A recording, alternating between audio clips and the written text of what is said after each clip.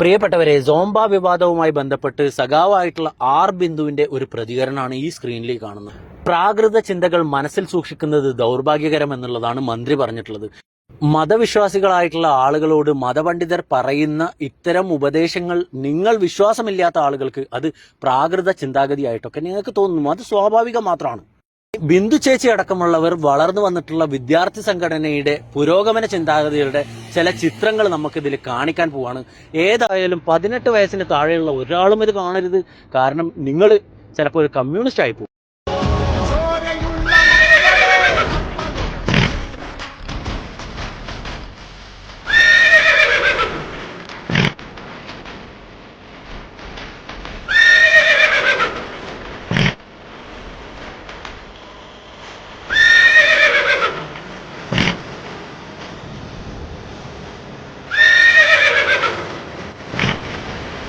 അപ്പോൾ ബിന്ദു ചേച്ചിയുടെ കണ്ണിൽ കാണുന്ന പുരോഗമനം എന്ന് പറയുന്നത് ഇതൊക്കെ ആയിരിക്കും. തൽക്കാലം ഞങ്ങൾക്കിപ്പോൾ അങ്ങനത്തെ ഒരു പുരോഗമനം വേണ്ട, അതിനെ കൈക്കൊള്ളാനായിട്ടുള്ള ഉദ്ദേശമില്ല.